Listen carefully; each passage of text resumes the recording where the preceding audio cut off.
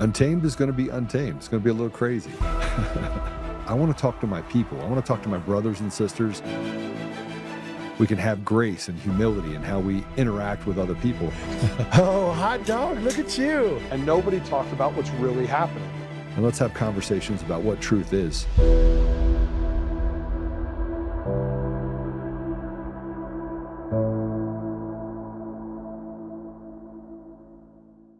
We always have concerns, but with this president and these Republicans who have no commitment to the rule of law and doing things the appropriate way, we're ready. We have three purposes now. One is to win the midterms. Two is to make sure the elections are safe. And three, to tell people what we will do when we win. And that is the mission.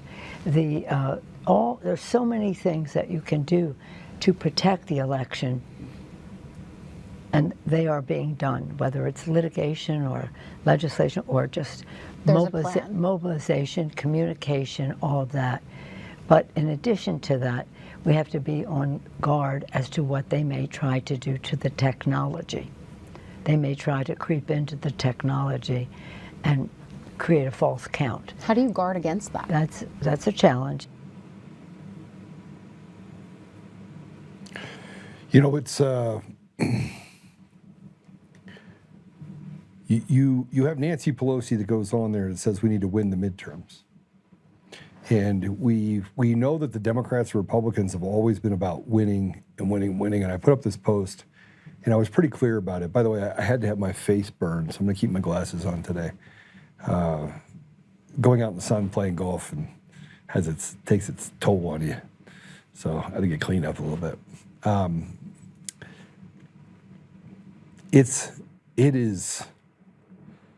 It never becomes about the people. I mean, the Democrats tell you that they want to win, they want to do all these things, and then they're, going to cut off little boys' body parts and continue this grooming. And I don't believe that any of these Democrats really believe what they're doing, but they create enough chaos. When you talk about things like that, you create massive amounts of chaos and panic. And I think that's what they're going for. They're going for that specifically. But now we have to talk about other stuff. Are we going to go to the front of this deal at all? Are we missing the part about the NBA? Okay, so we have some other things that I want to go over too. That shows you how there's only one way. There's only one way, and it's this perverted, radical leftist idea. And the more and more that I talk to my Democrat friends, the more they're feeling uncomfortable about what's happening in the media and what's happening in politics. There's a reason why they feel like this is the first, this is a year that we can capture Colorado specifically. And if President Trump doesn't do what he needs to do, and we don't get the SAVE Act put in place, and we don't do emergency orders related to election fraud, then we have no chance. But if you're able to do that, we will eliminate 40 to 50% of the fraud, and you will see a vast majority of this entire country turn red. There is a clear indication that they are afraid of this because they're already starting to do what Nancy Pelosi's doing. But the other thing that's happening is that we have all of these pathetic, rotted piece of trash judges. I mean, I'm talking some of the worst judges known to man. These are people that don't care about the American people and want to do everything they can to destroy everything that's good about our country. Well, Dominion, we have an update. So let's go to this update. I don't even know where to start when I start talking about this specifically. This is an order in the District of Columbia. Now I want to point something out. The plaintiff in this case shows Liberty Vote Holdings, Inc., does not show Dominion Voting Systems. And it's Liberty Vote Holding, Inc. et al. V. Patrick Byrne. Now, the deal was that Liberty Vote did not get to finish the acquisition without the lawsuits being resolved. But let me just go through this really quick. Before the court is the motion of plaintiff Liberty Vote Holdings, Inc., Liberty Vote USA, and Dominion Voting Systems Corporation, collectively Dominion, to set deadline for Stephanie Lambert and Patrick Byrne to submit affidavits and to enter document destruction protocol For the following reasons, the motion is granted. I want to tell you what this is. This is screw the people. This is free and fair elections go out the window. This is crime family after crime family after crime family that have betrayed the American people. That's what this is. On August 13, 2024, the court entered an order disqualifying attorney Stephanie Lambert as counsel for defendant Patrick Byrne in this matter. The court requires, among other things, that Lambert and Byrne provide a full accounting of the form of sworn affidavits detailing information related to the disclosure or release of documents or information protected by the protective order. A protective order, by the way, to stop the criminal activities of Dominion Voting Systems and Liberty Vote Holdings, which is now standing as a proxy for Dominion. Now, I want to be really clear. This is a proxy for Dominion. The handoff to No Inc. and to Lindecker is all a ruse. It's all a ruse. Instead of getting to a place where you have free and fair elections, no. We get to cover it up. Just like they did in the Jeffrey Epstein information that a judge forced Virginia Giuffre to get rid of, that proved that Epstein was trafficking women and children. The judge came in and said, you came about this information the wrong way. So now we're going to take that information away from you, Virginia, who later committed suicide. This is the rotted apparatus of the judiciary, right here on full display. On August 23rd, 2024, to allow Byrne the opportunity to pursue his objections in the disqualification order, the court stayed the deadline for Lambert and Byrne to submit their affidavits. Byrne subsequently filed an objection to the disqualification order, and the court stayed the deadline for Lambert and Byrne to submit their affidavits. Byrne subsequently filed an objection to the disqualification order. The district denied Byrne's motion to reverse the disqualification order. Byrne then filed a motion seeking relief from the district court's order upholding Lambert's disqualification. They removed the judge, or removed the lawyer. So anytime you have a smart lawyer that is basically knows the system, they remove them. This is the rotted, trashy judiciary. This is trash. The judiciary's trash. There's nothing about this that represents the will of the people. It's not the Justice Center, it's just us. Where you can walk in and do under the thing dealings with politicians and people like Liberty Vote and Dominion Voting Systems. Like we have all of the facts. We know they stole the election in all 50 states. This is not just one state, it's every state that they operate in, and it's the same system that's used with Smartmatic. You got the Smartmatic executives, by the way, that are indicted for bribery. And they still let the system actually stand, representing the interests of the people. Because that's the way it should be. You have a proxy happening right now in our country. You have pseudo-government agencies that are operating for public good, and they are above any scrutiny. You could sue for defamation. The people that work for them can be Antifa devil worshipers, and they can use the system in a legalistic way in order to punish people, and these judges act as their henchmen, their enforcers. Tell me I'm wrong, because I'm not wrong.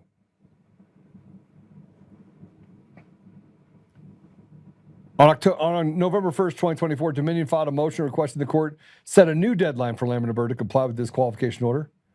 Dominion also requested the court enter Dominion's proposed document destruction protocol.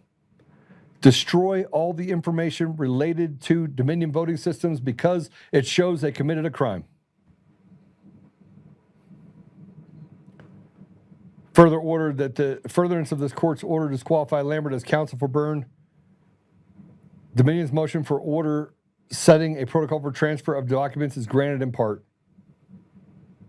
The court shall retain jurisdiction over Lambert for purpose of ensuring her compliance with this and other orders previously issued in the action, including the status quo order, the protective order, and the disqualification order. With respect to all Dominion-produced documents contained in the repositories of the e-discovery vendors, iDiscovery Solutions, and innovation-driven iDiscovery Solutions and innovative driven should continue to not allow any person to access such documents unless specifically authorized by this court. So again, they get to decide. They get to sit on the hill, and they get to treat the American people as they see us, slaves. You are a slave. You are a slave. You are a slave. It'd be interesting if somebody actually got access to all these documents that were in Lambert's possession, you know, like hacked it and then maybe turned it over to me.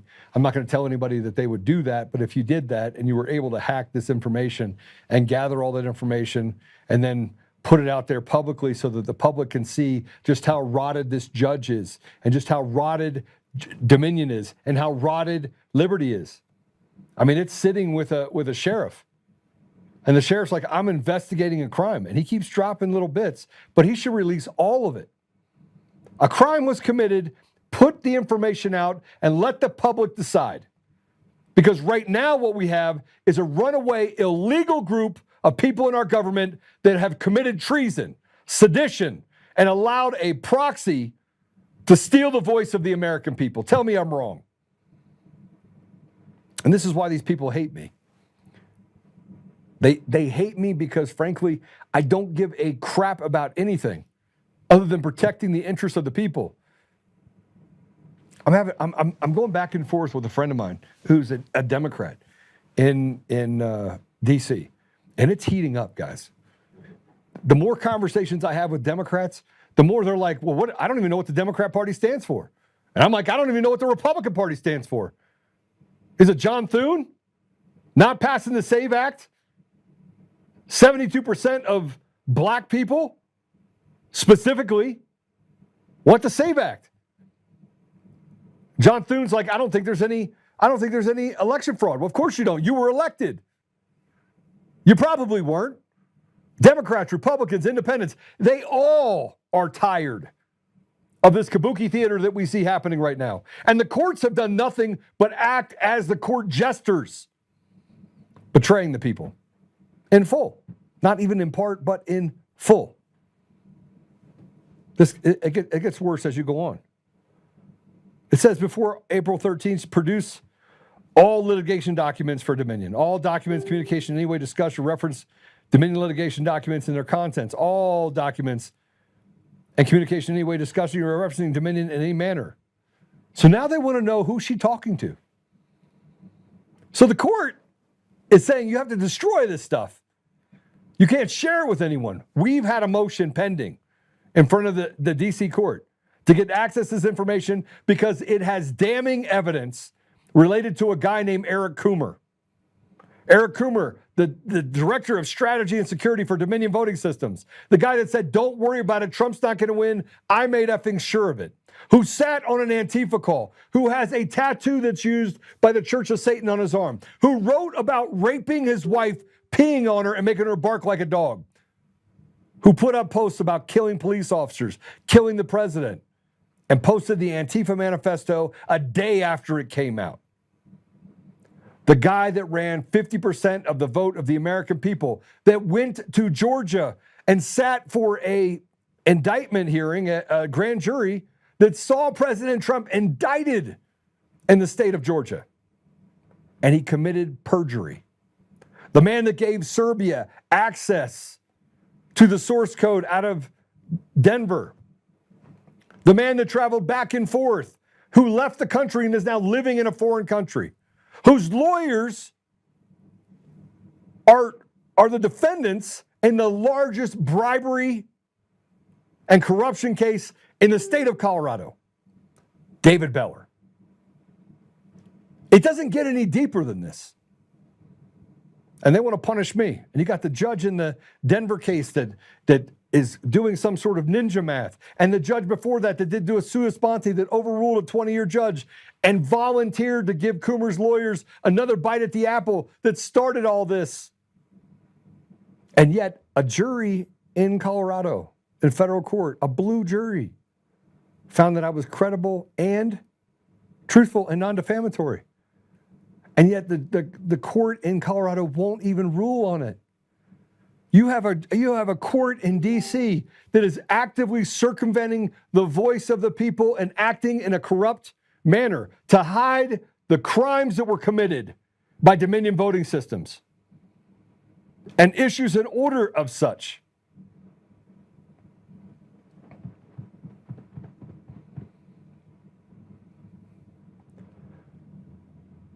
They then say that in complying with 4, Lambert shall serve all electronic documents on Dominion via file transfer and therefore sequester also documents in the custody and control of iDiscovery Solutions and Innovative Driven, who will not allow anyone, including Lambert or Byrne, or anyone associated with them, such access such documents unless specifically authorized by this court. Serve all physical documents on Dominion to third-party carriers to be designated by Dominion. So now Dominion, as a third-party pseudo-government agency that is operating on behalf of the greater good of the people, now gets to operate outside of the absolute authority of the American people to have transparency in their election systems. They're being allowed by the judge to lie, cheat, and steal and take what was never theirs. Tell me how you see it any differently, but they won't address it. They'll just say, oh, she shouldn't have shared it with a law enforcement agency to get to the bottom of the crimes. And that same person comes to the same conclusion. They committed crimes. It gets worse. We'll place it on all the socials. Please, place it on all the socials if you would, please.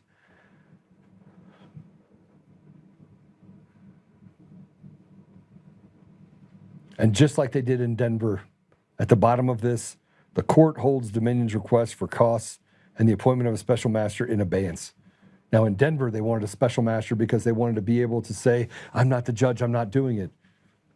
In Denver, it's a piece of shit woman, a radical leftist piece of trash who have circumvented the law and basically stepped all over it to the betterment of Eric. I mean, you might as well just say that you have a court system that's just sitting on the side of Eric Coomer and letting him commit crimes against the American people. That's in essence what they're doing.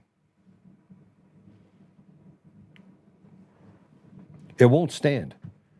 The American people, the more people I talk about, the more people they've had enough of these people. They've had enough of them.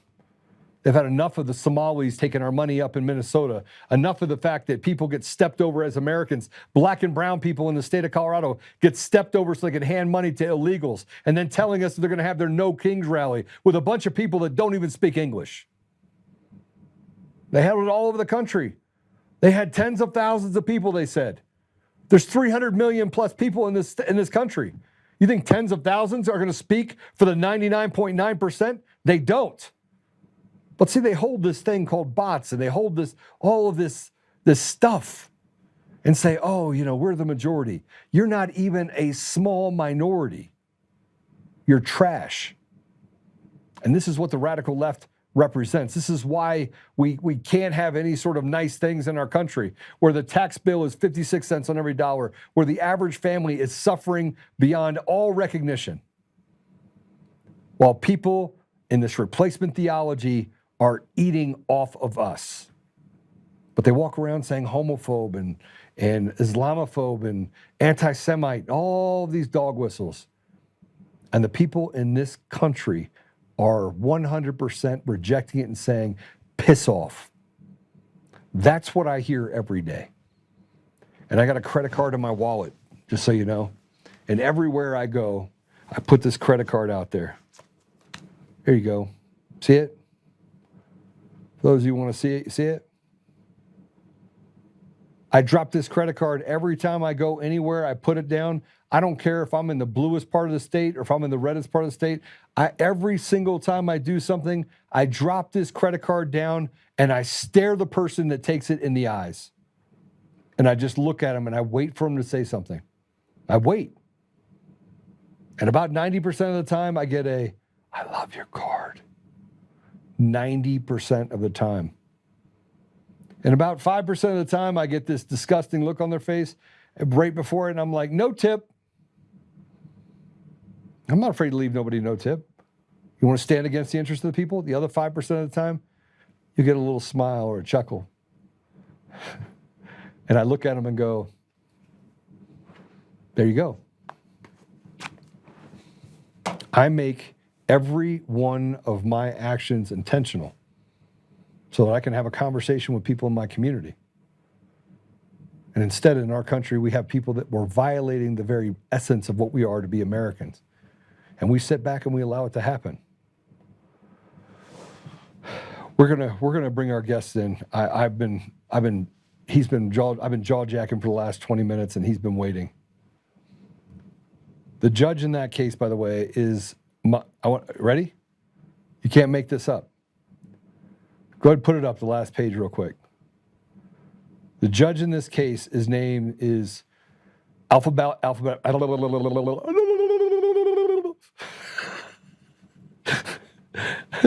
Maxilla A.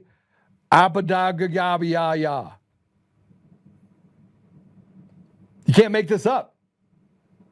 Now go look up amoxicillin and tell me where amoxicillin was born. Tell me what amoxicillin represents. We are being captured in our country by people that are not American. They're not American. These are not Americans. And don't tell me, oh, I got my citizenship, so I'm an American. No, you're not an American. An American doesn't abandon the rights of the people in the country and step over them while handing stuff to the evil people that are stealing everything that we represent. You're a betrayer. You're a traitor. You're a treasonous traitor. That's what you are. Our guest is Kevin Dolan. He's the founder of Exit. It's a growing fraternity, a mutual aid network for men who are opting out of the failing system and building parallel structures for the future. He's got a Substack and a podcast called Bennett's Phylactery. Okay. I guess I got to look that up, don't I? And he delivers sharp commentary on fertility culture, network states, and the collapse of legacy institutions. He's a leading voice in the nationalist movement and organized the natalist movement and the Natalism Conference, focusing on reversing the fertility crisis and rebuilding strong families and communities. So I'm just going to bring him in and say, Kevin, we never talked before, but welcome to the show. Joe, how are you? I'm good. You see me fired up. I'm fired up because I hate shitty people. Yes, indeed. Yes, indeed. So what exactly is Exit? Let's start. Well, I mean, you've been listening to me for the last 20 minutes. What do you think? You think that I'm a little bit, you think I'm the wrong guy? No. I think it's, you're talking about what we call the manipulation of procedural outcomes, and the fact that you have these rights on paper, you expect to have particular freedoms as an American, and that those can be taken from you in pretty underhanded ways. And Exit was sort of founded in response to that. We're building basically a fraternity of like-minded guys who are preparing for what comes next after, these systems are not just becoming hostile to people like us, they're also becoming profoundly dysfunctional and falling apart.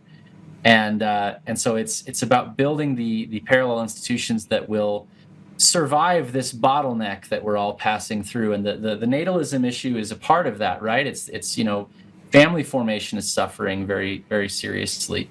But yeah, so Exit is a response to the problem of both, these institutions becoming hostile, so you have to sort of have leverage against them. You have to have independent streams of income. You have to be in control of the way your kids are educated, all these things, to reduce the attack surface, to reduce the ways that people are able to target you.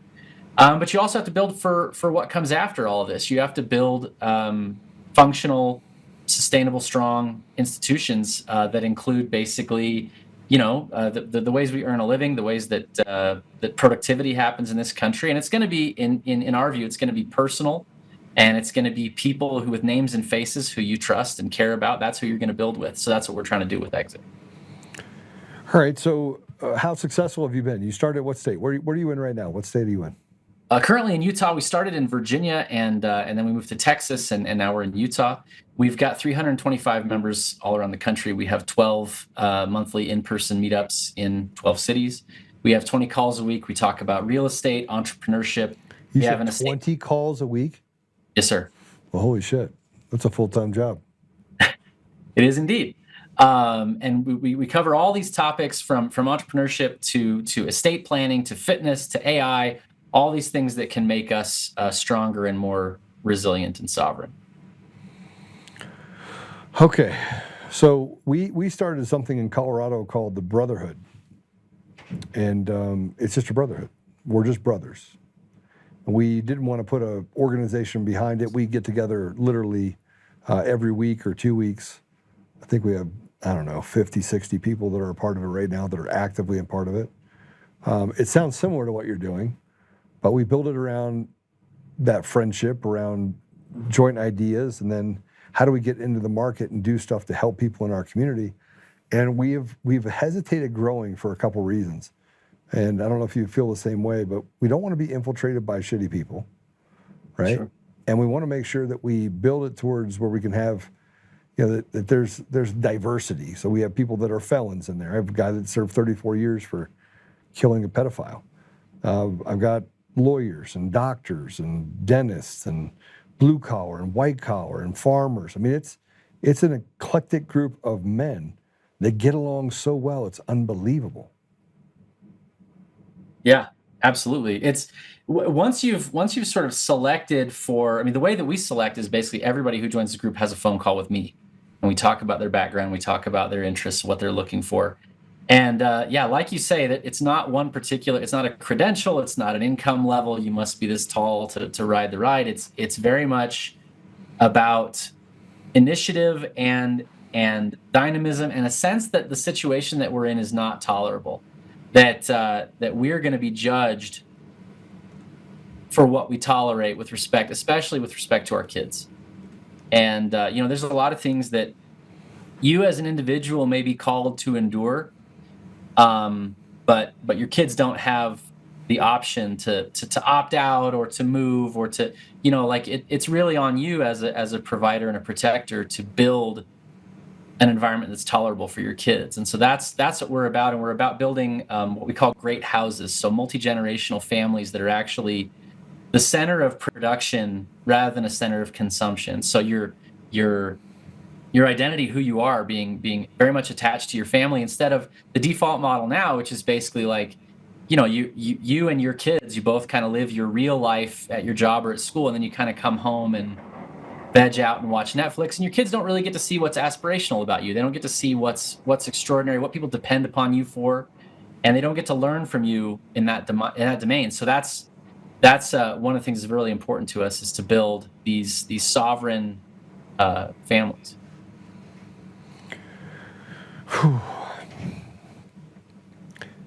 What's been the outcome? Say you have just under 400 people. What's been the outcome for those men? I mean, can you quantify it? Can you show? Like, I look at the men that we have, that we engage with, and we've had some strong relationships. What's been the outcome for the men in your group? Yeah, so it's there are things that are quantifiable. There are things that are not quantifiable, right? We've got guys who have built startups together that have, you know, had 8-figure, 9-figure like type exits. We've had huge success in terms of getting smart people together to build. We've also had, you know, guys getting their wives together and they go, oh, you know, I thought I was coming to a meetup with all my husband's weird online friends, but like these are actually normal people, and these are people I want to raise my kids around, and this is really cool. So there are things that are, you know, monetary, that are easier to quantify. Those are not the things I consider the most important, but it is a piece of the puzzle in terms of building sovereignty, in terms of building leverage to push back. We want to create a situation where our guys can be economically interdependent on each other rather than dependent on these outside systems. Okay. So what's one of the other things you guys concentrate on is fertility. What are you seeing? Because I mean, obviously the fertility clinics are going through the roof. Yeah. We want to tie it back to things that people are putting in their bodies. It's hard not to say that it's not caused by, you know, these vaccines and things that are put in people's body. I don't want to have that fight with you right now, but you know something is changing and something is wrong. Sure. Fundamentally. Yeah. So what are you doing to talk about through what the math looks like specifically for fertility and what you can do about it? Yeah, so direct medical fertility is about 10% of what's causing what there's a demographer called Stephen Shaw. He calls it unplanned childlessness, which is distinct from, medically, physically can't have a baby. And that's about 10% is medical infertility. The rest is either, it didn't happen, or I was focusing on my career, or didn't meet the right person, or all these things. And then there's a very small fraction, it's like 5 or 10%, who are like, I never wanted kids and I didn't have kids. It is actually the case that the majority of people want to have a family, at least under, the conditions that they would, favor for that.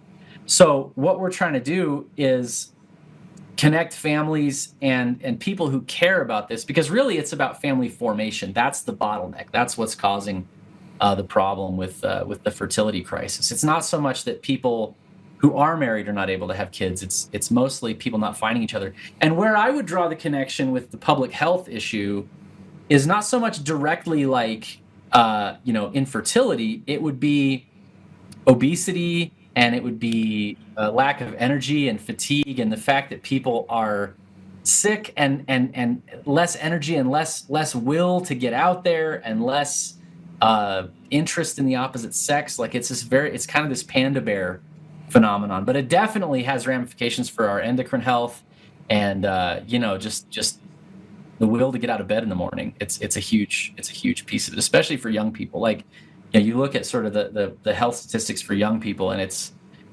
pretty eye-opening. So yeah, that's definitely a piece of the puzzle. Okay, so I'm going to talk about Israel for a little bit. We should have like a code word, because that always blocks me when I talk about it. I could talk about it well, not well, it doesn't matter. I criticize one person, and all of a sudden they're like, anti-Semitic. I'm not being that at all. But you pointed out some things related to Israel, specifically that they optimize for fertility, right? Mm-hmm. But they still have the same problem. Yeah, they have an interesting problem, which is that, across the board, Israelis have higher TFR. They have replacement TFR. They don't have the problem of you're going to have economic collapse because you're not going to be able to sustain economic growth. That's the global problem. What the Israelis have basically is just the fact that all of their enemies are having kids at a much faster rate than they are. And so that is partly a problem in the Middle East. It's also a pretty huge problem in the United States, in the UK, and Europe, where a lot of, foreign policy situations that ramify to what's going on in the Middle East, they depend on having the political support of the US and the UK and Europe. And if there's just way more Muslims than there are Jews in the US and UK and Europe, then that support is going to evaporate, as we've seen. And so that's a huge piece of how fertility has political implications, because if you just don't have as many people sort of on your side, especially in democratic countries, it's demography is destiny, as they say. No question. Whew. So how are you growing now? You said you're in 4 states. Sorry, no, we're all over the country. We have 325 guys. We have 12 monthly meetups in 12 cities, and but you did say you started in Virginia and then you went. Oh, okay, yeah. Just in terms of where I was based, but it's nationwide, and in fact global. So we have you moved from Virginia to where? To Texas and then to Utah. So who in the right mind would move from Texas to Utah? Help me. Well, so I mean, I'm a Latter-day Saint for starters, so it's an easy fit in terms of culture. Okay. And the biggest thing was I saw that the families in my group, the big families where my family could integrate, it actually depends on where you live to be LDS. Yeah. Like Utah is it's not a guaranteed. No. But basically I was doing the math on my guys, my actual, the members of the group. And it was where are the families? Where's the critical mass where we can start to get families together? And we actually just had a huge meetup with 15 families and tons of kids. And it was a great time. But So Mormons don't have a problem getting together. I mean, they've got a whole melting pot at BYU. that's true. That's true. A lot of these, it's another example of a system that used to work really well and doesn't work so well anymore. Really? Still? And Now so it it's doesn't? building. Yeah, I mean, they are drawing their pool of professors from the same academic swamp that everyone else is pulling from, and there's a lot of challenges. There's a lot of challenges at BYU, and so I would still say it's better than almost any other private university in terms of like teaching things, but like there's challenges. But in terms of getting, it's also in terms of getting Who's better, by the way, like-minded. Utah State or BYU? Oh, BYU, no question. And now that you got two campuses, you got one in Idaho and you got one in. You got one in Hawaii too. I guess you could say that too. So you got one in Hawaii, one in Utah, and one in yeah. But in terms of getting values-aligned people together, getting like-minded people together, so there's a lot of people who are in the abstract like-minded in Utah in terms of, they're conservative, they want to be Republican. If you were to raise some of these issues with them, they would sort of have the same response that you would have. But in terms of understanding what time it is, in terms of understanding the danger that we face and the volatility, I compare Utah kind of to the Shire, from Lord of the Rings. It's like this very peaceful place where people have kind of small problems, or at least they feel they have small problems. And it's like the task of waking those people up and helping them to see what's coming and being like, are we gonna walk the same path that California or that Minnesota walked, with our eyes wide open? Like that's a crazy thing to do. So we're that's the task in Utah really is to wake people up. Well, I mean, I think the waking people up means you have to step away from the antithetical cultural shift, which has happened in almost every community. And it doesn't matter if you're talking about the LDS Church or the Catholic Church or Baptist or all the way down line. There's a movement to divide and they do it through the education system largely. So you have this education system that comes in and says, if you want to be a pink dinosaur, you can be a pink dinosaur. And you have all of these outside influences that are allowed to put their fangs into the identity of a child. And when you start, it used to be, it happened at the college level. And so the stupid would become more stupid and they'd go be a Democrat. Now you have this thing that's happened where they get it at such a young age that people are waking up to the idea of, I want to be a cat and have a litter box in the classroom. I want to cut my wiener off. I want to play women's sports because I don't think I'm a man anymore. I mean, we've debated so much of the ridiculous because at a young age we have ingrained into them the idea of faithlessness that the church wasn't able to keep up with it, and it was almost complicit in it because it could see it happening but thought there's no way in the world any of these people would grab onto this. And then when more people grabbed onto it because of the idea that you have this, it's like Stockholm syndrome, right? In essence, you can beat a child so much and all of a sudden they believe that that's the way it's supposed to be, right? Now they believe that, you can grow horns on a potato. I mean, it's the craziest thing in the world, but we weren't prepared for it and we did not stand up strong. We let people in pastoral positions in the Mormon Church, in the Catholic Church, stand up and say, oh, it's okay, just turn the other cheek. We're just going to be the good people over here and let them be lost. Do you think it cost us? Yeah, I mean, it's very much about like you have to take responsibility for your domain. You have to take responsibility for your stewardship. These are things that we have gotten used to outsourcing, not just to the schools, but to churches, to civic institutions. We're used to things working a certain way and expecting them. I think a lot of like my parents' generation believe that they could just sort of drop you off at the institution of the school and then college, and then you'd get a job, and it was these rails were very functional. And they would deliver you to, comfortable middle class, whatever.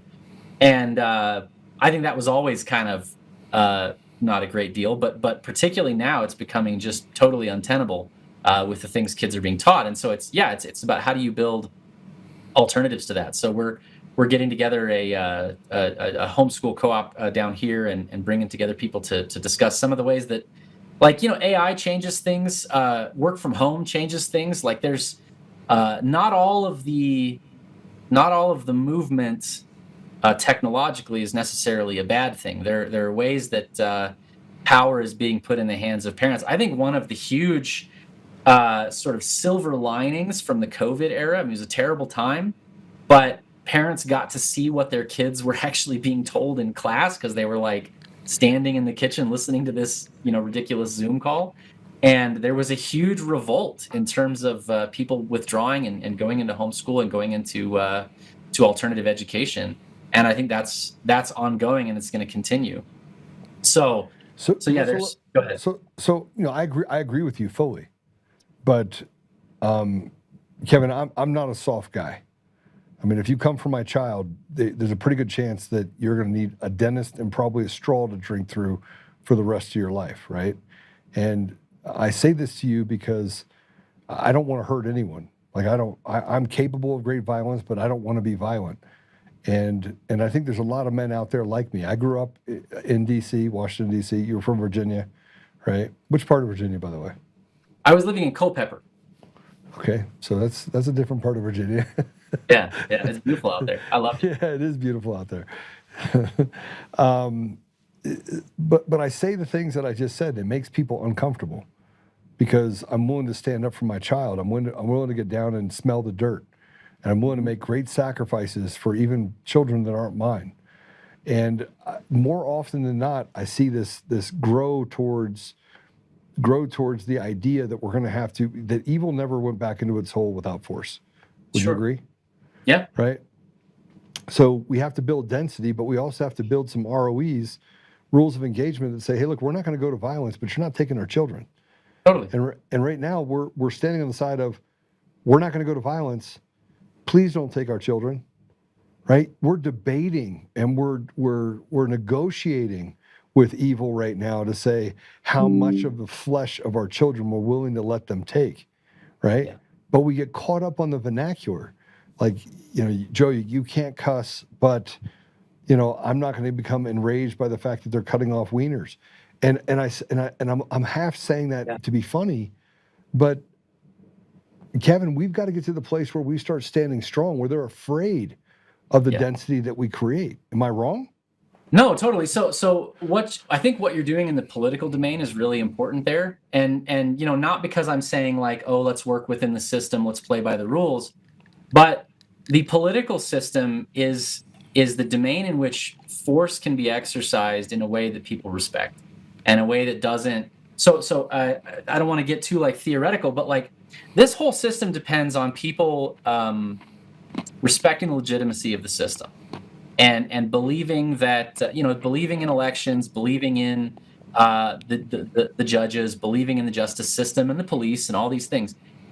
And the only way that you're going to, like, if you were to go straight to force, straight to like unauthorized, personal force, that further legitimates, that further strengthens this apparatus of control.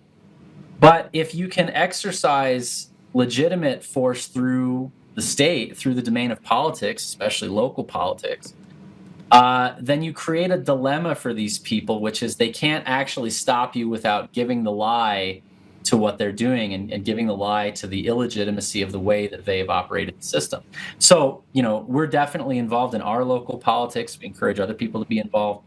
And it's about, it's not about, the Republican Party or the Democratic Party. It's about people who care about this stuff acquiring positions of power from which they can stand. And which they have legitimate authority to defend, obviously their families, but also defend, their constitutional rights and the rights of their communities. Like, that's what I think you have to build to get around this. Because I can see what you're saying. Like, the gulf between talk and action seems so unbridgeable right now. And that's basically what Exit exists to bridge, is to say, all right, well, we need political and economic and social power. We need to build together these institutions that will give us the power to cross that bridge from talk to action. Yeah, so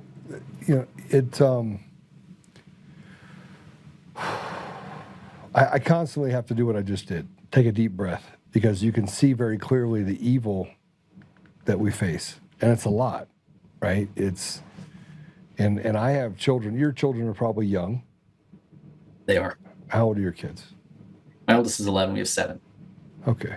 Your oldest is 11, you have 7. You and your wife are very busy. Yes, indeed. I have 2. They're grown. Praise the Lord. And your education bill is going to be a little more expensive than mine was. Yeah. But as you start looking at your children, I know from my perspective, I would look through the lens of opportunity from where I was when I was younger. And I grew up super poor. And so my lens for my children was always experience. I wanted them to experience lots of different things so that they could be well-rounded by the time they get through school, which will lead to a larger degree of humility, caring. There's just things that I knew that they would become if I exposed them to more things. You know, I'd have them hang out with the homeless people, do a bunch of stuff to so they could be grateful for their position where they are. As you look at your children now, yours is much more difficult than mine. Mine was at the tail end. They're 29 and 25, tail end of that. You're in the thick of it. One left turn where you're not paying attention, you're over here cutting wood or doing whatever, and your 11-year-old could end up, you know, even in Utah, in the midst of a place where you have lost that child. Yeah. Right? There's no safe geography. There's no like hidden sanctum where all this stuff doesn't happen. It's everywhere. Everybody's on the same phones, watching the same porn. Like it's everywhere. I would say though, I do think that we should. I don't think we should view it as something that's brittle. I think we should view it as something that, you know, if you are present and building with your kids and you're aspirational to your kids and you're actually presenting something that is competitive with this world that we have around us, which frankly, I mean, I think that job was actually harder 20 years ago than it is now. Just because, you know, when I was, you know, a young teenager, you know, the Hollywood made good movies and like the jokes were funny and the music was good and all of the sort of culture that your parents might be trying to sort of protect you from still kind of did the job of appealing to people.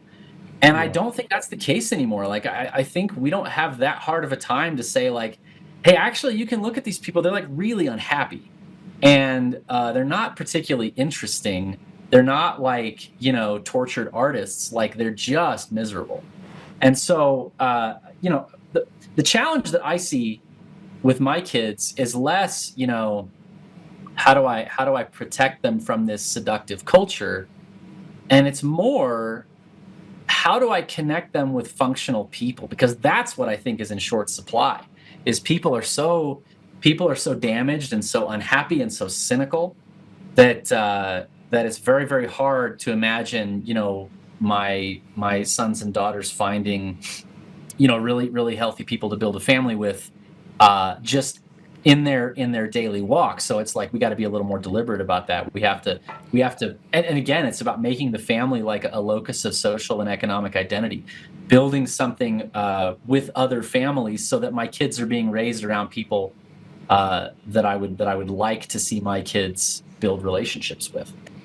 So yeah, I mean, I think it's harder in some ways, but I see a lot of hope. I see a lot of possibility in the future that we're going through, just because so much is up in the air and so many crowns are in the gutter and so many things are being abdicated that we have an opportunity to pick up, and we can be actually a compelling alternative in a way that was a lot harder 20 years ago. Yeah, I think that there's more people flocking to that, but a vast majority of the population doesn't know how to put one foot in front of the other, right? They're very systemically driven by cattle guards, right? And I think that in order to get to a place where you have a better opportunity for your children, you got to be willing to identify the fact that we are surrounded by we're in a sea of locusts, right? And in a age of famine, like we are in a famine right now. We're in this desert just trying to figure out where the good food is. Good food meaning, how do you connect to your tribe, right? Yeah, absolutely. And with this replacement theology we have in our country, where we replace God with sex, and I mean, no matter where you go, look, it's right there in front of you, right? I mean, Yeah. it is the craziest thing in the world to think that our society can function this way and not literally go towards utter disaster. Absolutely.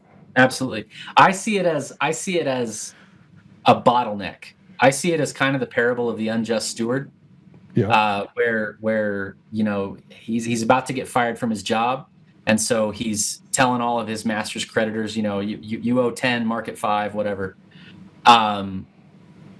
I see this as all of the ways that we earn a living, the ways that our social structures, all these things are going to be relitigated. They're going to be up for debate, and they're going to a lot of volatility, a lot of things in the air. And our job, in my view, is to build so that the things that we're building will actually matter on the other side of all of this, and so that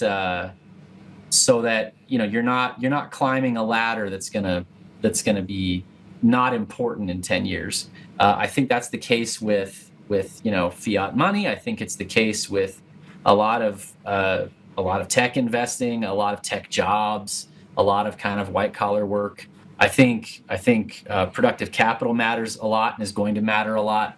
I think connections, who you know, and who you can rely on. I think that's going to matter way more than it does right now, because everybody's dependent on, you talked about all these judges and courts and the perversion of those systems. As they become increasingly illegitimate and sort of people stop caring what they say, it's going to matter a lot being able to do business with people that you know and trust. And so it's going to become more human. It's going to become more personal. I agree with you fully. Well, are you planning on growing Exit to around the country? Absolutely. Yeah. Exitgroup.us. You can come and check us out. And we do like I say, a vetted interview with everybody that comes in. So we're looking for aligned guys, but we're definitely looking for more aligned guys. And it is explicitly fraternal. And because we're about building families with the Father at the head. And so you can check us out at exitgroup.us. All right. Well, I look forward to having more conversations with you about that, and probably Awesome. talking to you offline about what we're doing in Colorado. I think we have to build synergies. There's a couple other brotherhood groups that I got involved with, and it became too much like going to bingo hall night, and I was like, yeah, I'm not doing that. Right. So Yeah. Hey, but I have a joke for you. All right. Why do you, if you go fishing, do you bring two Mormons, not one? So the other one doesn't drink all your beer. Yeah. I've heard that one. So my wife was raised in Pocatello, Idaho, and my in-laws live in Driggs, Idaho, on the other side of the mountain from Jackson Hole, Wyoming, and they've been there for. Yeah, my wife and I have been together for 24 years, so been there a long time. And and one of my best friends is Mormon. I'm Mormon, LDS now. You guys don't go by Mormon anymore. You guys totally screwed that up for everybody, by the way.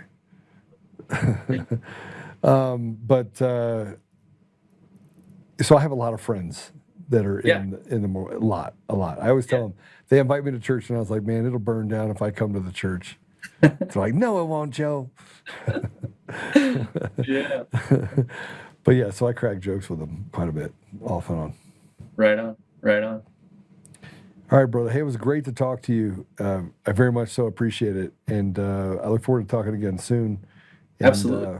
I pray that you have an immense amount of success bringing men to a place where they can be fraternal and understand what that word means, which means loyalty to every end, and the green mile, right? What happens on the mile stays on the mile. And that's got to be something that men actually learn, because right now men are like, they don't even know what loose lips sink ships means, right? They're Yeah. like, blah, blah, blah, blah, blah, blah, blah. It's crazy. Very true. Well, yeah, I definitely look forward to talking to you offline as well. I think there's a lot we could do together. All right, sounds good. God bless you, brother. Thank you very much. You Take too. care. Bye. Awesome conversation. Awesome. I believe that men need to be fraternal. And it's not ladies out there, whether you're listening. Let me just tell you something. The only reason we have the opportunity to save our nation today is because of you, right? Because you put bubble gum and duct tape on it, and we're screaming and punching us on the back saying, get over here, things are burning down. And we're like, yeah, you know what? I'm tired. I'm going to go watch some football. It's a real thing. And then finally, when we lifted our head up and we saw it, we were like, oh, what have we done? So, but men now need to be men. And I'll be the first to tell you that there are some examples of what men are in our country. And I'm having a hard time right now. I'm having a hard time because the men that are men are told over and over and over again that we're supposed to stand up for what's right. And you see this sick ideology happening in our country. And the NBA, this is from the NBA, this is this should bring out the anger in every single person. The Chicago Bulls are waiving Jaden Ivey. And they're waiving him because he stood out at the NBA for promoting Pride Month and unrighteousness. He's a man of God. They waived him and got rid of him for speaking up for morality. Go ahead and play it. That the world can proclaim LGBTQ. Right? They proclaim Pride Month and the NBA. They proclaim it. They show it to the world. They say, come join us for Pride Month, to celebrate unrighteousness. They proclaim it.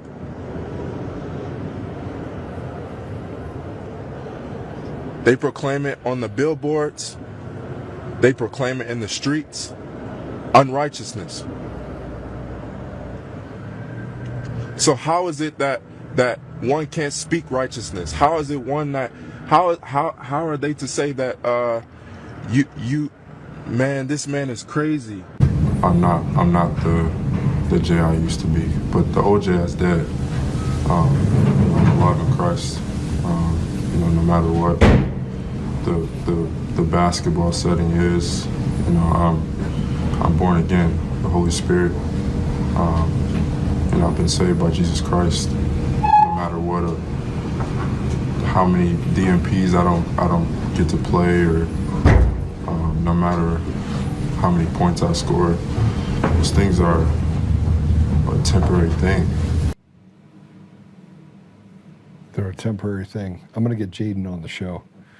I want to just walk through with him what this is costing him. So because he proclaimed his faith in Christ, they cut him.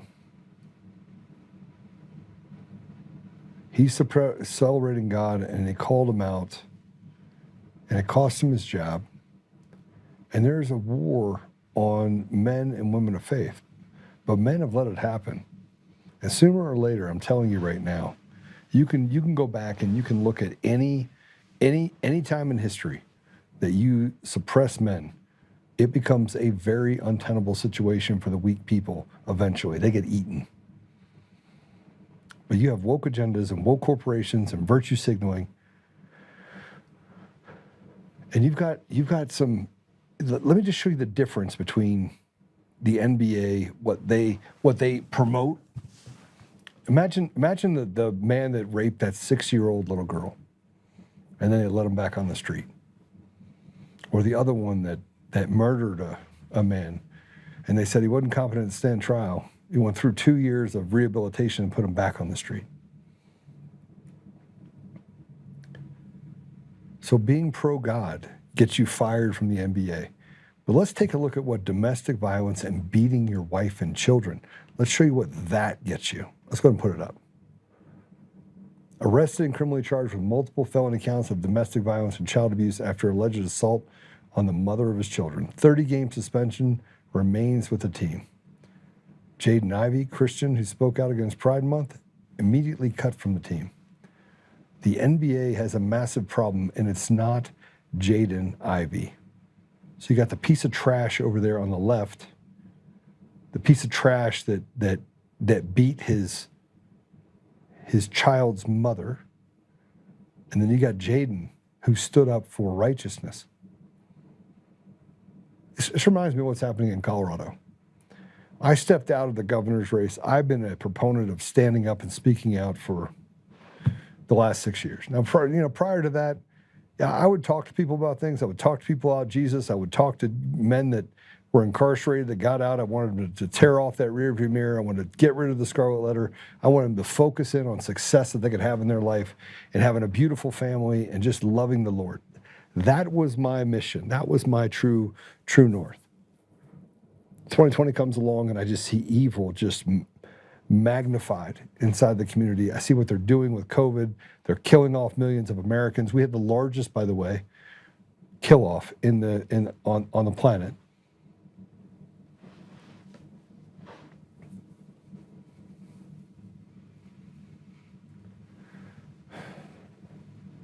And then you look at this and you go, I thought we were making progress.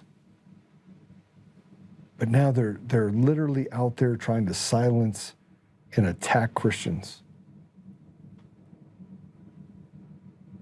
This is Mike Vrabel when he talked about one of his players. This is the head coach of the Patriots is talking about one of his players supporting Jaden. Let's go and play it. Travion quoted some Bible verses supporting a Chicago Bulls player who got released for some comments that he made. And I just thought, how do you measure the line between conduct detrimental to the team, which is why the Bulls released the player in their view, and allowing a 23-year-old to, express his personal beliefs? I think there is a fine line. I want to tell you, I love Travion. I love the person. He cares deeply about our team. He cares deeply about his faith. He cares deeply about his family, his wife, the people in our building.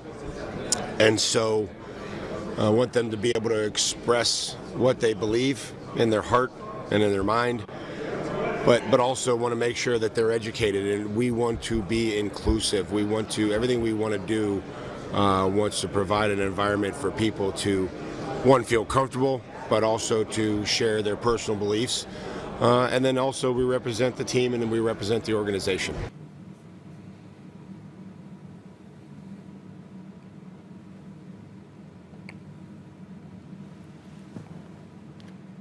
The coach wants the player to be reminded of inclusivity when posting Bible verses. Where are we? Where are we when these radical leftists, that the only opinion you can have is a radical leftist opinion? We have no free and fair elections. Society is run by evil people, and we are slaves to that system.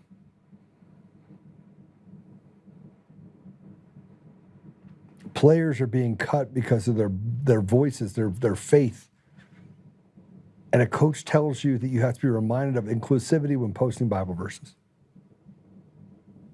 Well, I got a Bible verse for you. I want to go straight to Leviticus at this point. Everybody gets mad at me for just having this righteous anger, and they're like, "Oh, Joe." I had a woman yesterday say, Joe's got a potty mouth.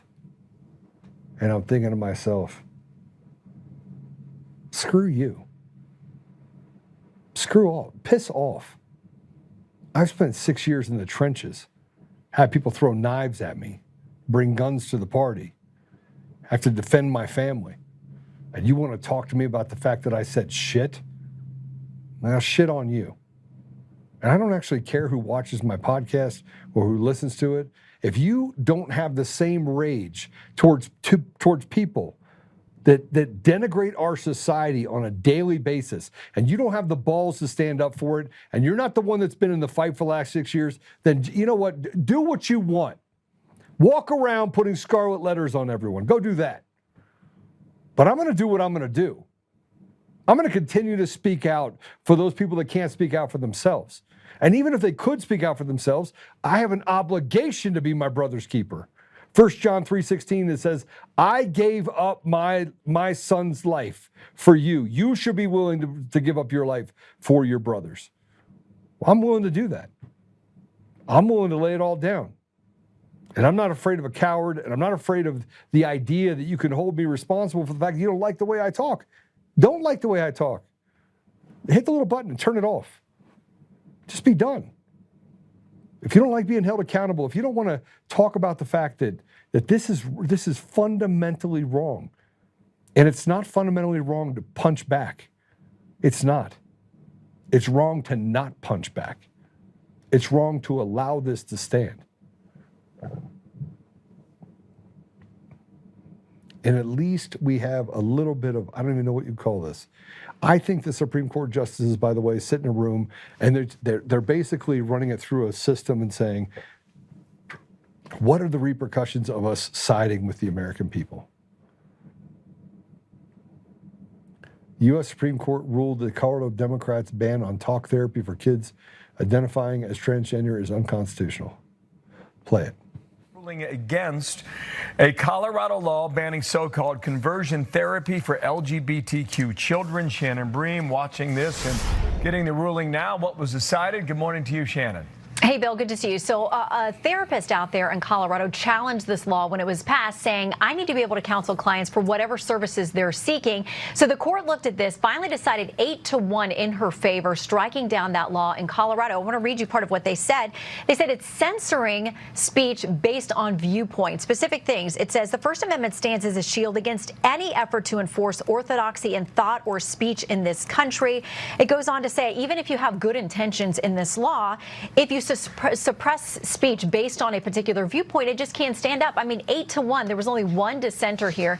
It was Justice Jackson. She has said that this ruling is potentially catastrophic. She says the majority finds at bottom that Colorado likely cannot legislate to protect the children of its state if by doing so it happens to keep state licensed healthcare providers from saying what they want to minors. She goes on to say it will ultimately risk grave harm to Americans' health and well-being. She says you should be able to regulate the speech of somebody who's providing care to minors. 8-1, majority of the court did not think so, Bill. Okay. Now, Jackson can't even tell you what a woman is. She's an evil little bitch. You can say whatever you want. We call evil what it is. You push that back into the hole it came from. And that dumpster fire of a retard that's in the Supreme Court has done two things. One, she's never seen anything that she didn't like to talk about.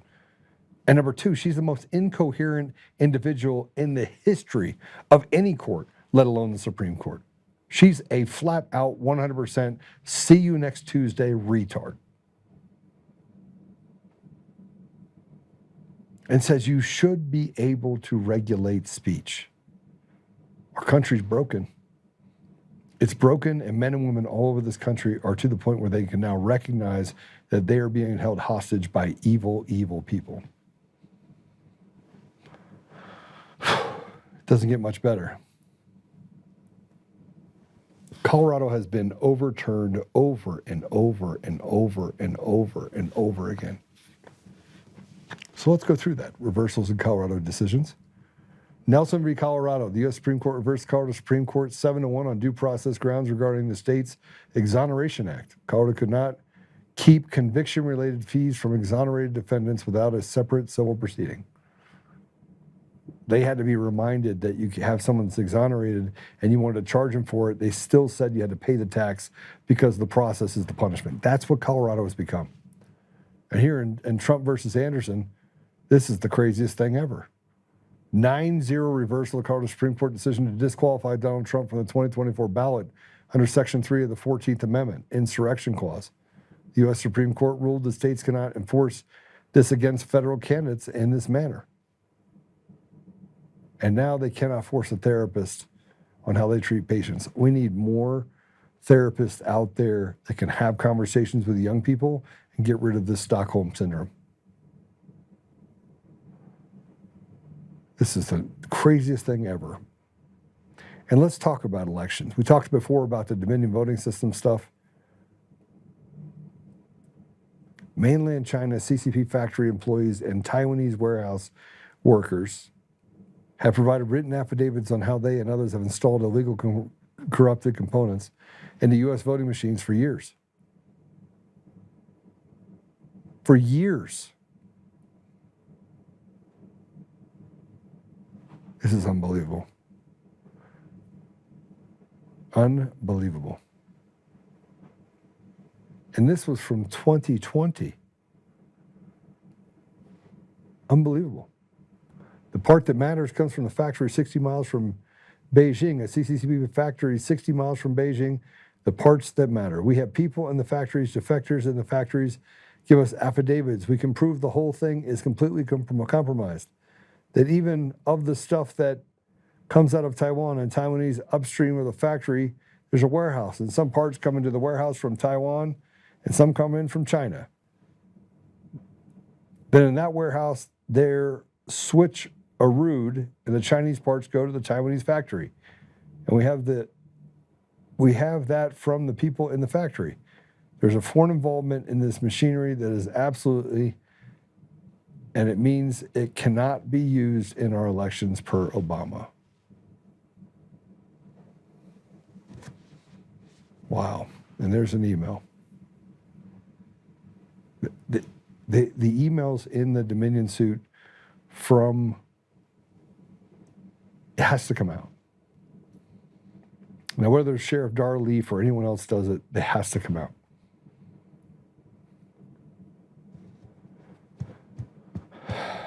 Now on the Scrub Dominion website, they claim their systems were made in Taiwan, not CCP China. Darleaf was sent Dominion information. Lawsuit discovery documents immediately began alerting election officials about what they indicated.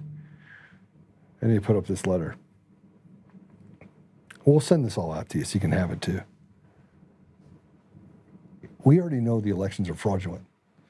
We're sitting here debating the ridiculous while a piece of trash, John Thune, stands up there and betrays the people. Or we can talk about Nancy Pelosi, they're going to hack the machines. Let me just tell you something. If I was called by someone at ODNI and they said, Joe, can you put together a red team to go in and hack the elections? I 1,000%, if told that it was going to go against these radical leftists, 100%, I would do it. You want to know why? Because you can't play fair with people that don't play fair. You should destroy all of it. Why? Because it's not a real election. It's not real. And the fact that we have to negotiate out of this should tell you everything that you need to know. All right. Well, there's so much more I want to say. We'll get past all of this now, and it will just bring us right into the No Kings protest, right? That happened last weekend. It is unbelievable what we're actually dealing with. The attacks on Christianity are off the charts. Now, people don't say stuff like that to me. I mean, they certainly don't say it in my face. They don't say it. They say it to some of you. They don't say it to me.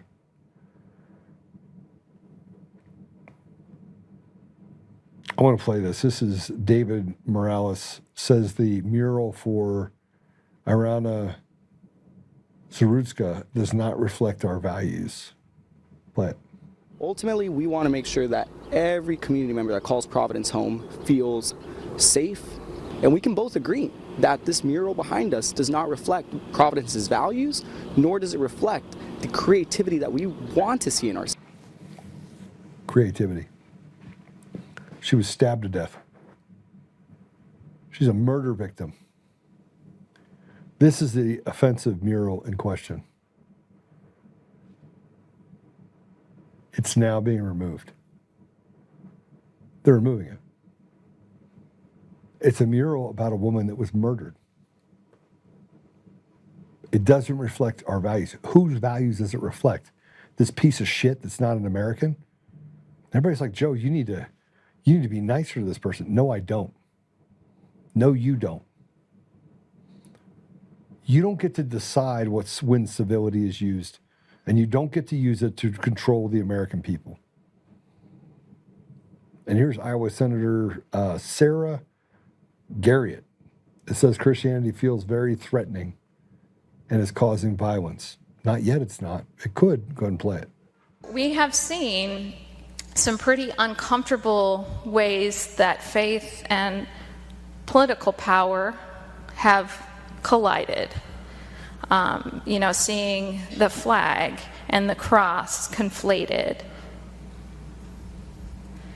We have seen religious actors supporting specific political candidates, even when those candidates might not seem to match the values of that professed religious faith. There is this very strong allegiance to specific candidates, and that confuses us and makes us wonder what on earth is going on. And we have seen religion and political violence showing up more and more in our public spaces. It's something that is just very in our faces, and something that we're very concerned about, and something that feels very threatening right now at this time.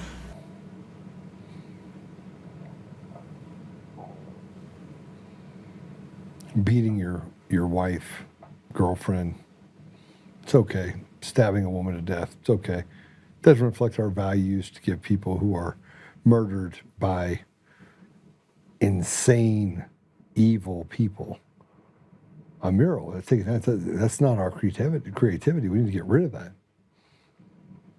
And here's a No Kings protester that got super angry when we started talking about the fact that Kamala Harris didn't receive a single vote. She got the nod. Let's play it. Out of office. Would you like J.D. Vance to be the president then? No, I would not. Okay. Mm-hmm. Yeah, I would not. Okay. Yeah. Who would you like to be the president? Kamala Harris right now, but she didn't win, but Can I point out something that we say no kings and no authoritarianism, but Kamala Harris, no one voted for her. Yes, they did. Half the country voted for her, so let's not go there. No one was voted for her to be the nominee. Yes, they did. Isn't that what, authoritarian? You're going down the wrong road right now with me. I wouldn't go any further. What does that mean? I'm not going to talk to you anymore. That's what it means. I just think it's ironic that no one voted for her to be the nominee. They just selected her like a king gets selected, right? But keep it to yourself, okay? Bye. Have a good day. See ya. Take care. What's your other sign say? You don't need to see it. Okay. None of your business.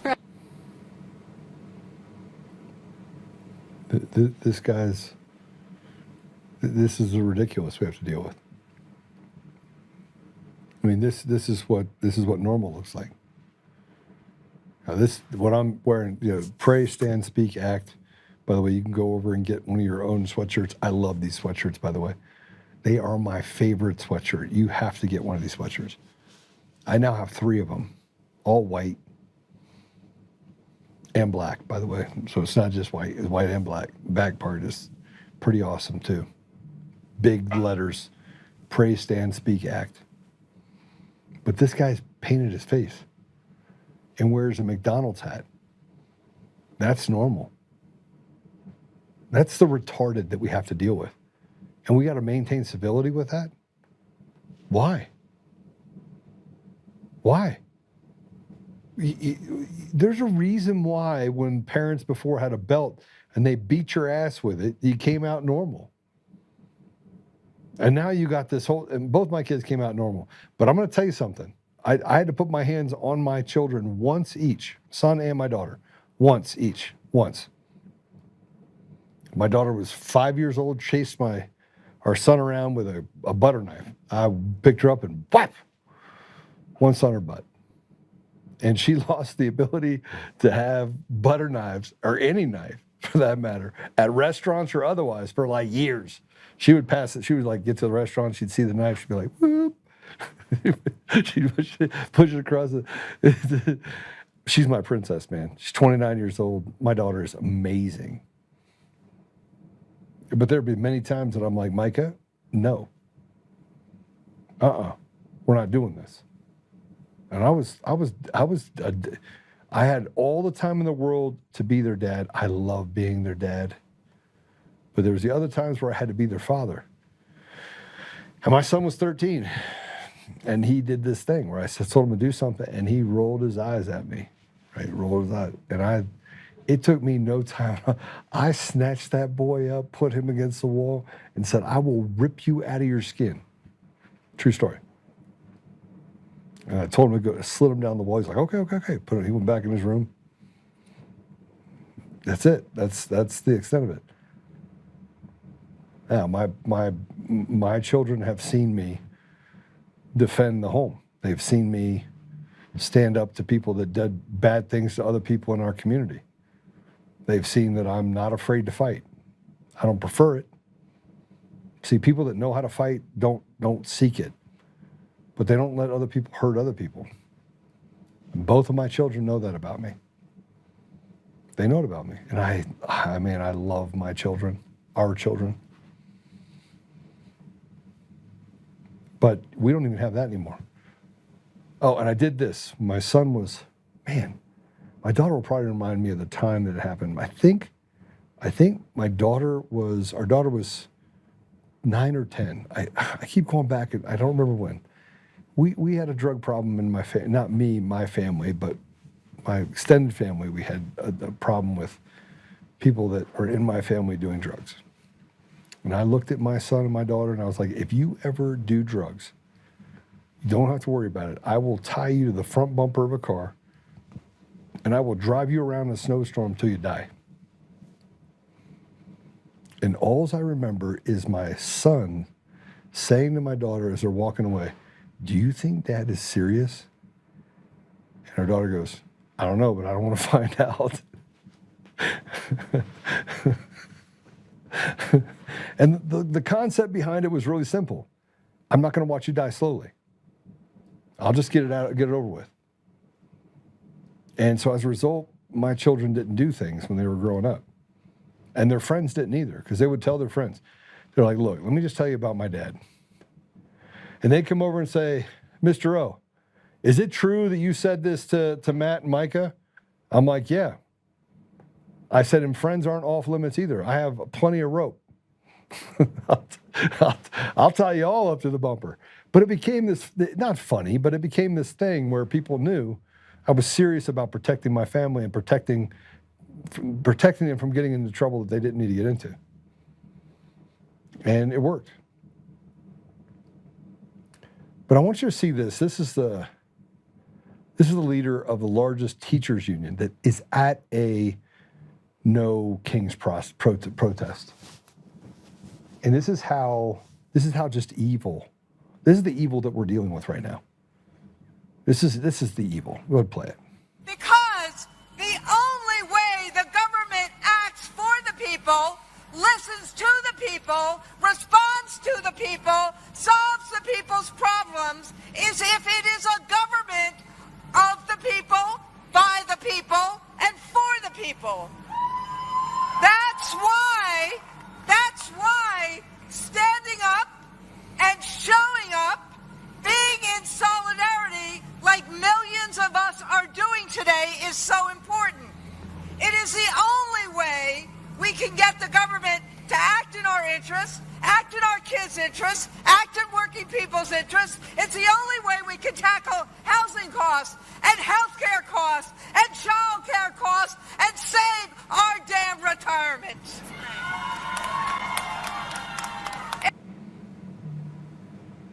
She's a retard. It just never gets better. The retards stand up on stage. By the way, if you believed any of that trash, you would not have to write it down and read it.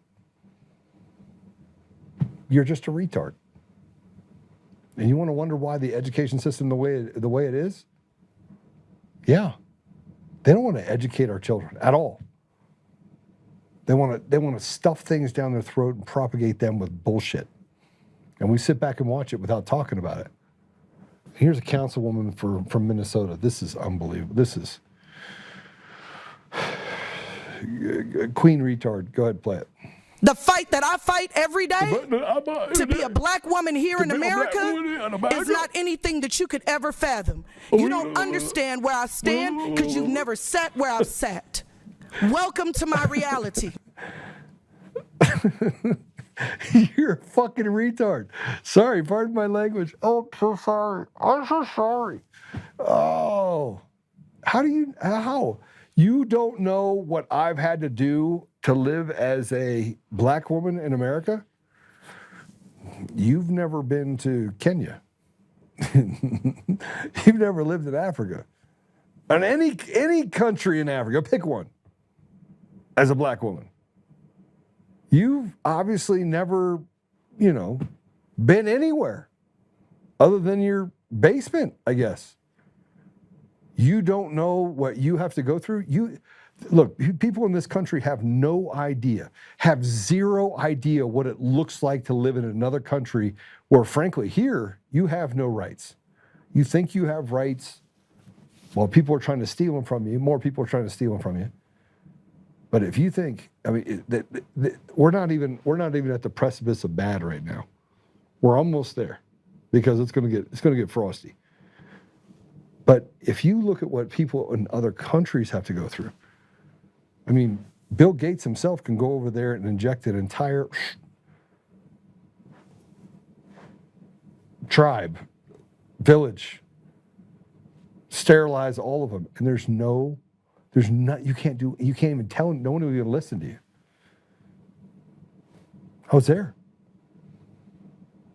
You act like you have it so tough here in the United States. You don't. These are people that betray. This councilwoman betrays the very people she said she represents, because it's all about her.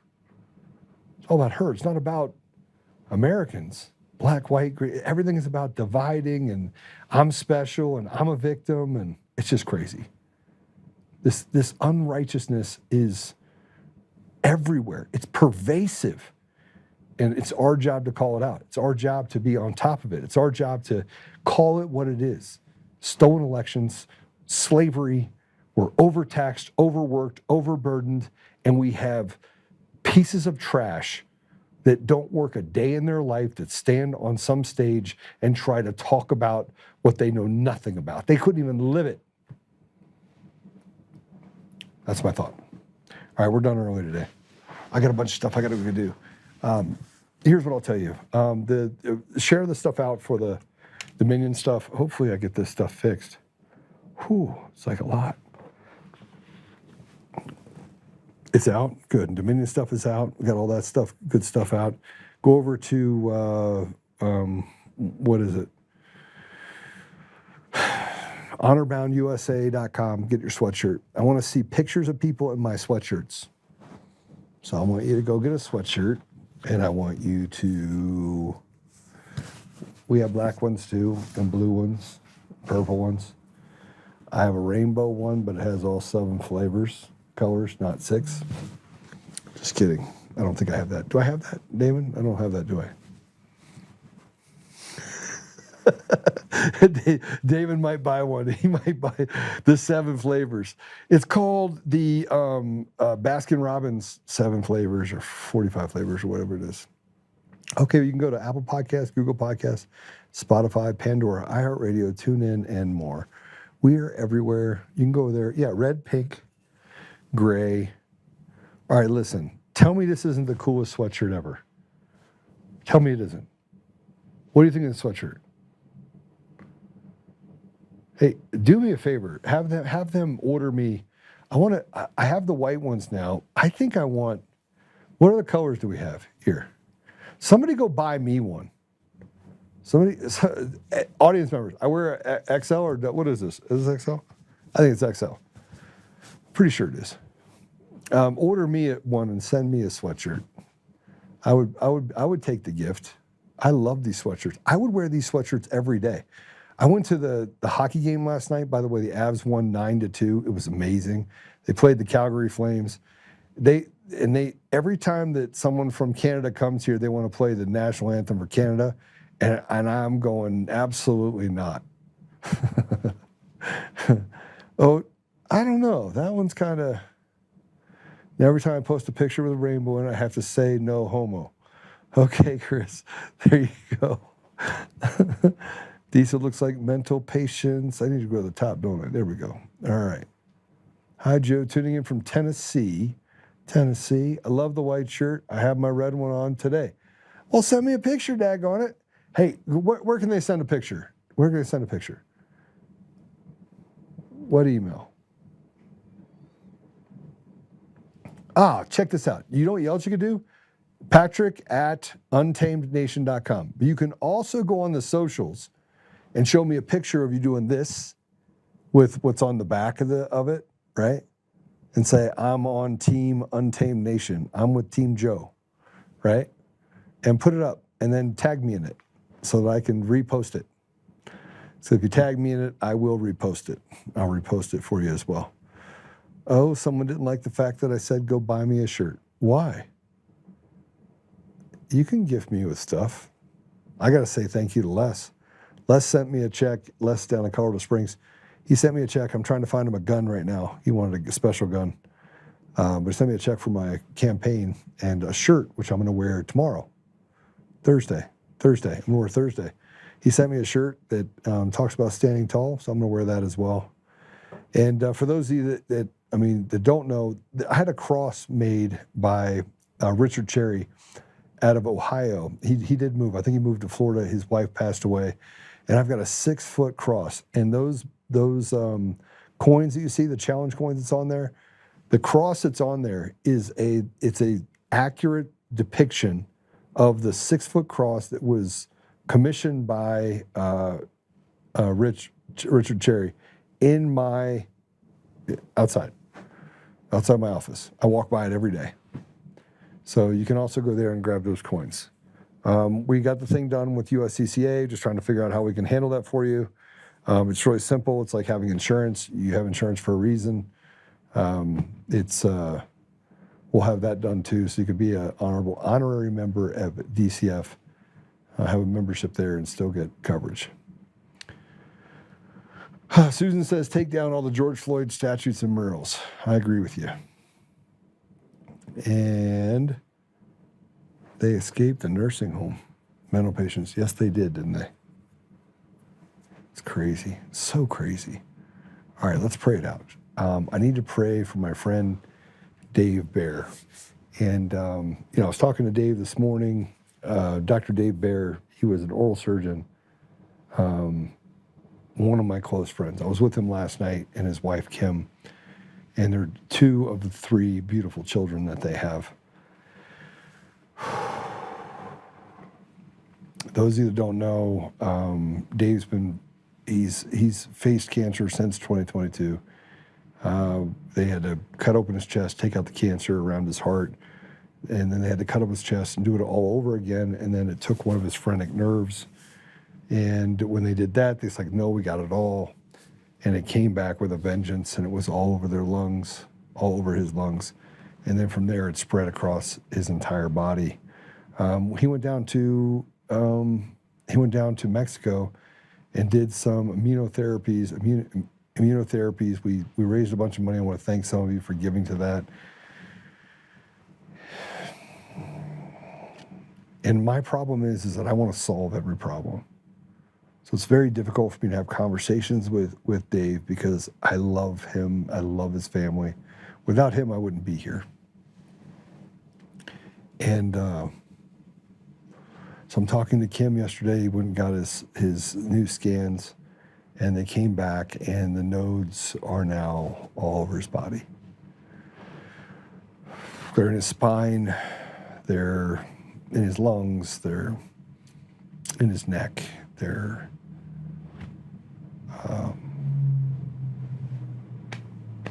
it didn't work. We gave it a noble try. We spent a bunch of money on it, but it didn't work. And I was talking to him this morning, and I'm like, bro, I pray for you all the time. So I'm just going to ask for something for Dave. I'm going to ask for prayers that we overwhelm the Lord with prayers, that he can just supernaturally heal him. I just want to bring it to him and tell the Lord, I don't know what the secret is to unlocking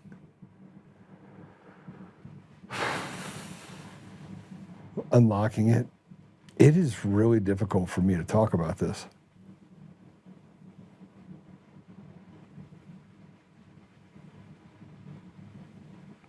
But there's got to be a way.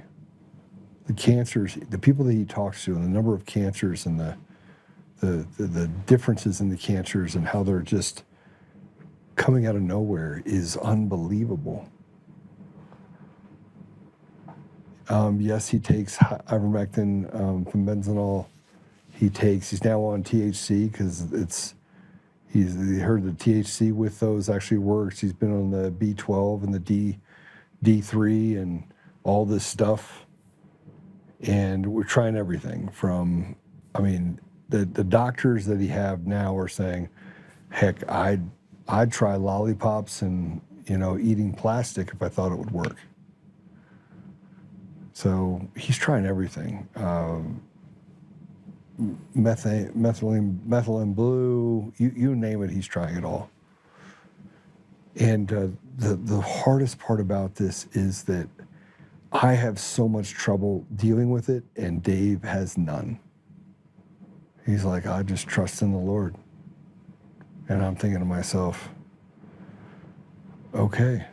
He's like, I know where I'm going. He has so much faith. I look at what we deal with as a country, and I'd say, but God. People say something to me all the time, like, how are you going to fix the color of GOP? And I'm like, but God.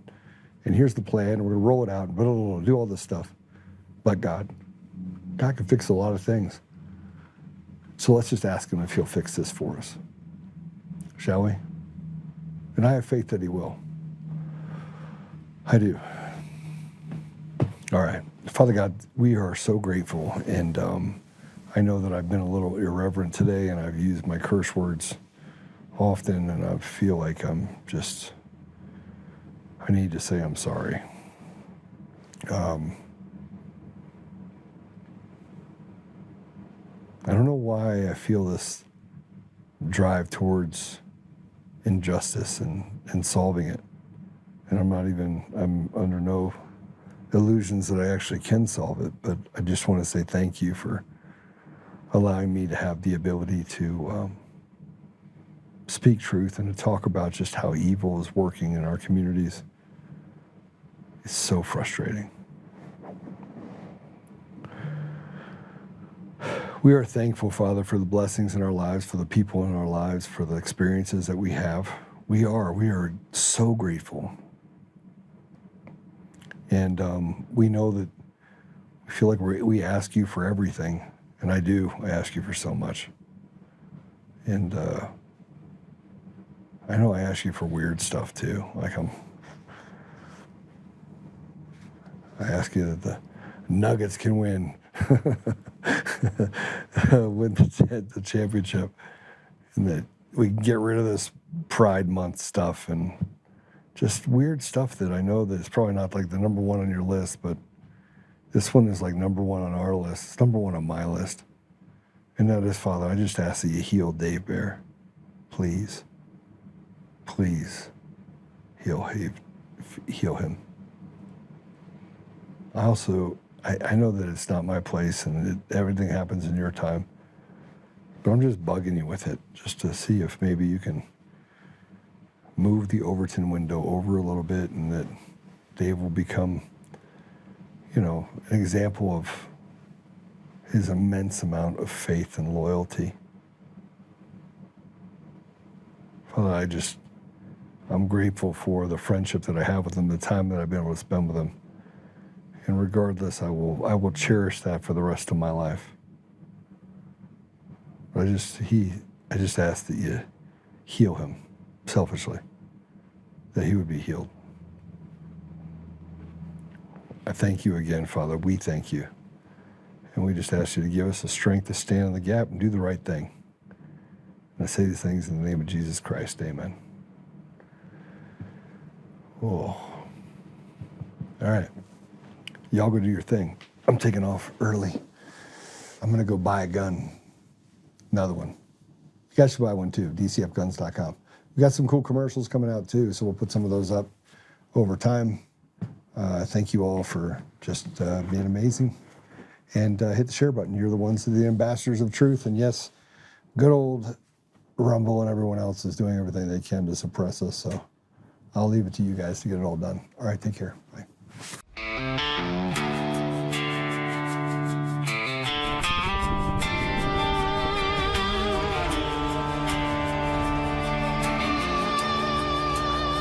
Rise up untamed in the heart of the fight where the wild ones roam. Joe Oltmann's calling, bringing truth back home. From conservative daily to this untamed fire, we shatter the silence, lifting spirits higher. No chains can hold us, no lies can prevail. Authentic and fearless on this rugged trail.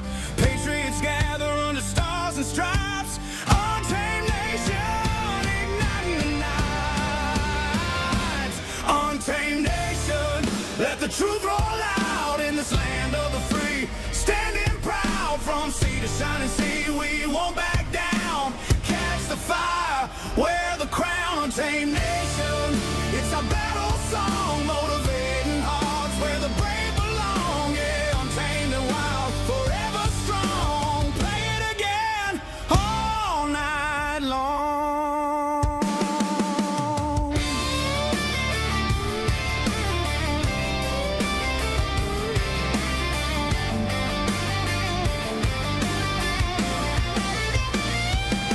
Break the mold, chase the real. No more games, time to heal. Joe's voice leads the untamed crew. Truth matters through and through. Untamed nation, let the truth roll out in this land of the free. Standing proud from sea to shining sea, we won't back down. Catch the fire, wear the crown. Untamed nation, it's our battle.